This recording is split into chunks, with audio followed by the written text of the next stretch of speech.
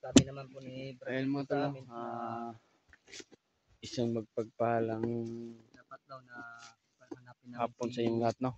Kaya Gerald mga tol. dito na kami sa Para po daw makuha area yung kung saan pamangkin ko. Sila na po daw yung bahala doon kung saan saan sa sila kung nag-aabang saan kay Rainier nag-send mga tol, si sa Gerald daanan ng mga tol. location, pero malapit na siguro kami, mga tol, no? Salamat tayo dahil Kaya kasama ko pa rin nakontak si natin siya kanina. Brad William. Kaya nagpunta kami ni Brad Tutok Nicoy kami daw. ng saging mga tol. Kaya hindi sila makalapit dito dahil hinarangan ni Mga tol, malapit na mag-alas 2. Rainier. Nasa Kupang. Kasi may plano daw si Rainier na Kunin yung pamilya ng mga kunin ng vlogger. pamilya ng mga vlogger. Saging ko mga tol, hindi na po. Hindi Kaya naman po namin yan mga tol, no? dinala mga tol. Patuloy pa rin tayo sa mission natin na kasi Naguto ito mga tol, ito lang po yung kainin namin mga tol, no? Dahil tulungan natin yung anak ni Jing dahil nag-alala na sa kanyang anak. Kaya Gerald. Kaya sinubukan namin kontakin si Brad Gerald mga tol, pero hindi na makontak. siya lang yung tumatawag sa akin bigla, Brad. Na Siya lang yung tumatawag sa akin bigla. kaya ano.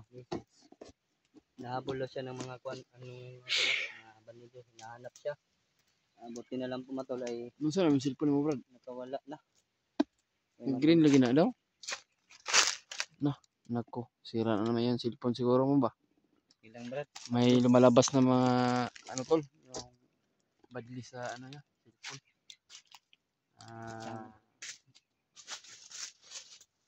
Siguro bang ano, siguro napapalitan na siguro ng bago kasi sira na kasi yung nadaanan nila mga tol. Kasi kuan, Mikoy.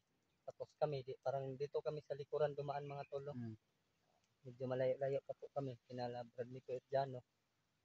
Napapasalamat din naman po kami kay Brad Mikoy dahil nasagupan niya si Rainier, hindi nakatuloy sa pagbaba para kunin yung kanya-kanya naming pamilya, yung mga vlogger. Napapasalamat din tayo sa Panginoon. Lalo ngayon, Kuya Bads hindi pa nakapag-akyat dahil alam naman po natin kung anong nangyari kay Kuya Bads mga tolo. Yung paa niya ay hindi pa masyadong magaling. Sila PG at si Mascara kailangan din ng tulong. Kaya ayun matulong kada matapos kami itong mission namin dito. At nakapunta naman po kami kina PG. Nagtutulong kami doon. Pero kung sino, kung madaanan natin sila. Malapit na po kami sa location na binigay ni Gerald sa amin mga tolo. Kaya hanapin po namin siya ngayon. Hanapin namin mga tol. Mga tol. Lalo na yung anak ni Jing mga tol, no? Lalo na yung anak ni Jing. Sana po na walang mangyari sa kanila. Yung alaga dito, Brad. Tira? Ito naman. Dito na yung saging, Brad ba? Ha? Dito, ang tingali nito.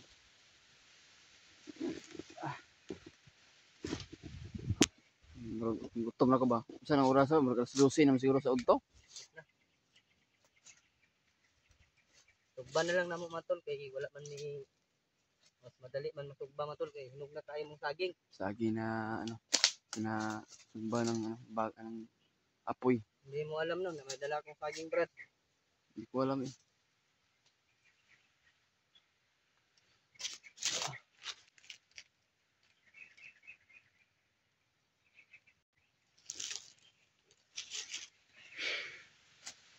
Brad Alpa ba wala pa akong balita kung Brad Alpa ba? Bito no, Brad Alpa. Sigurado na itong lutuin yung saging, Brad, dahil masarap pag maluto ang saging.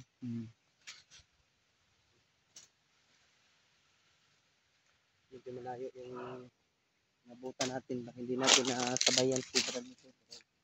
At least man lang dito tayo focus kay Gerald yung sabi niya.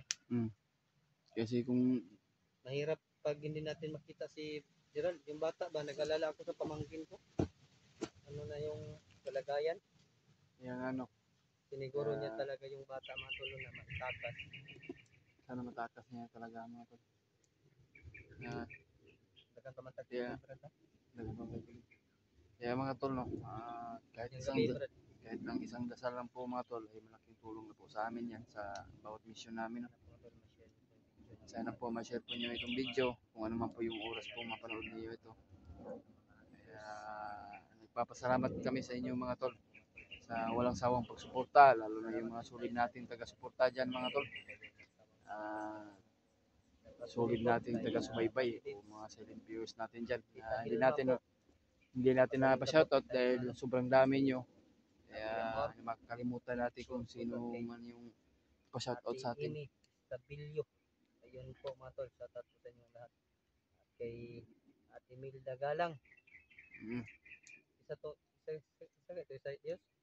Email Si Emil, at Emil Dunando. Ano? ayun po mga tol, hindi namin Kaya sa lahat natin mga solid nating taga-suporta mga tol, no? At solid nating taga-subaybay, shoutout sa inyong lahat. At lalo na kay Tita Hilma, pagaling ka tuta. Ate Victoria Ziegler, at Ate Mbik Heart mo siguro yun. At kay Ate Rosie, shoutout sa iyo Ate Rosie, no? Salamat sa nagbigay Salamat sa nagbigay ng pangbili ng pagkain, no, sa birthday ng mama ko. Kaya ayun, hindi natin ma-shoutout lahat kasi marami kayo. Pasensya na. Kaya nagpapa-shoutout lang ako sa inyo. Kung sino man po yung nagpapa-shoutout natin ay maraming salamat po. Yan lang po nabanggit natin yung pangalan. Sa susunod, memorizing ko na yung mga sino nagpapa-shoutout mga tolo. Kasi matanda na tayo, madaling makalimutan natin. Siguro lang, hindi ka Brad. May uban na nga sa ulo ko eh. Tulong saging mo. Itim na yung balat. Luto na siguro ni Brad. Luto na siguro na.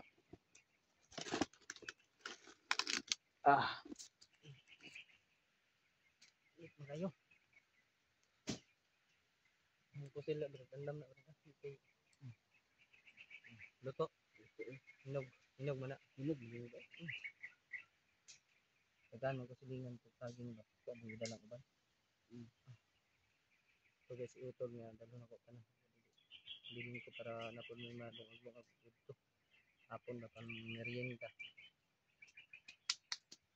Itim. Hinog Brad. Pero tulog, kain tayo ng saging. Saging na Kardaba. Kardaba. Ginagawa po ito ng banana Q, no? Ngayon nataging kaya diniskartean natin mga tol. Hindi natin binalatan para parang ano lang ba? Parang sumalayo ang video mo.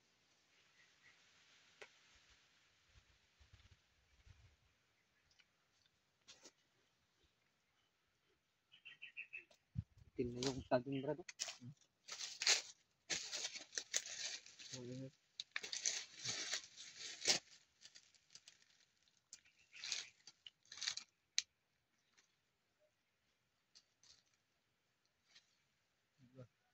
Makain ng saging. Ayun, saging mga tol. Baka lutulo yung mga laway niya ba? Kumakain kami. Parang gilong-ag naman, parang niluto ko lang sa, parang bigas ba niluto ko, hindi ko binalatan. Sarap ng bago. Yung sugba ng karne ba? Dahil karne. Konti karne. Hindi na mahatag ba, baba. Karne, buang. Na mahatag, baba, karne.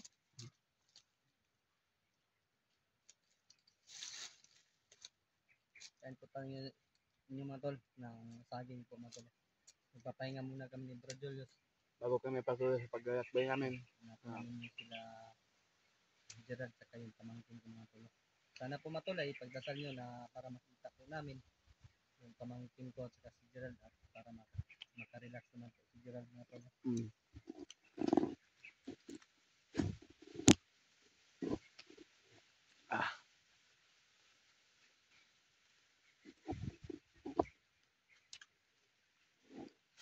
Buwan init.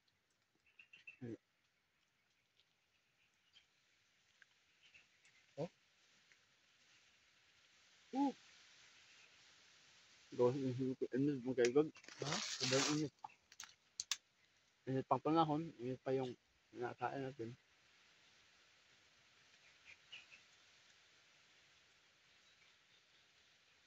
Ayun, tamakan mo.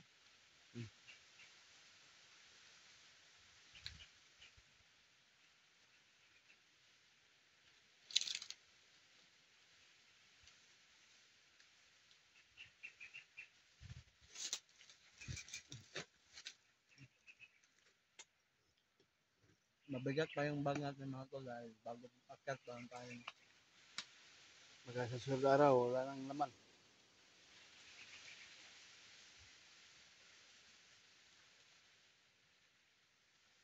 Kaya mga tol, ay sa aming pag-akyat, no, wala naman siguro po na nakaharang sa amin, kaya madalian kami kasi kailangan yung tulong ng bata, lalo na kay Gerald.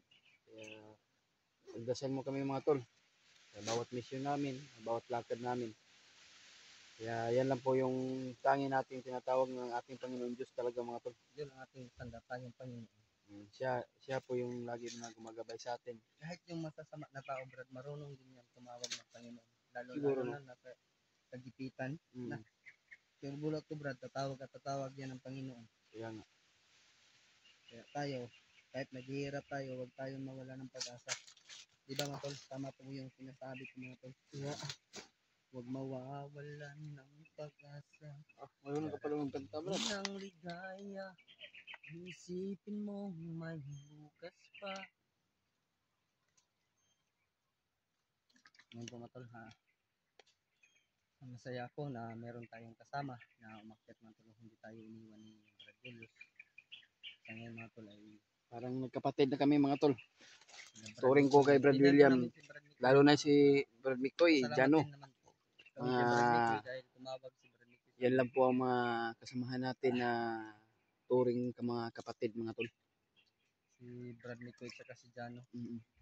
Hindi mang-iwan ba? No? Masakit mga tol pag iniwan ka, lalo na pag may girlfriend ka.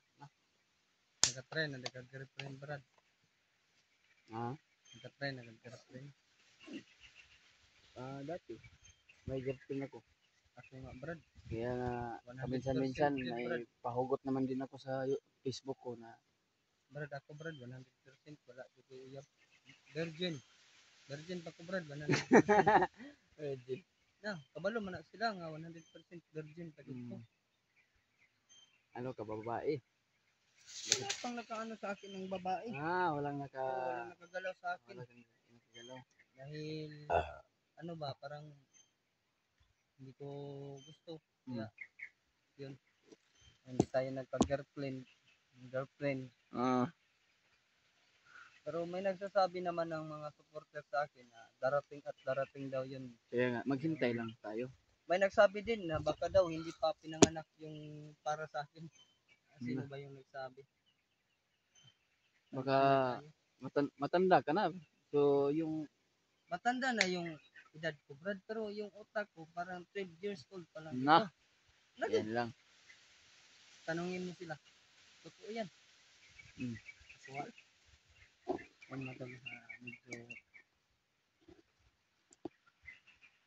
Brad na mga supporter ba? Balong na sila sa kuwan. Hindi mang ako pilian po, pero ay magkagusto sa pa. Tanaw pala na ko, maglahi na. Ako gani nga kuan. Wala nang pitak ko Paabot ra ko unsa ihatag sa Panginoong Diyos na para sa atin na babae ba. Pero hintay lang tayo, pero meron naman nagliligaw sa akin, pero sa'yo na babae na ligaw sa'yo? Pero putik ka man. matanda yun.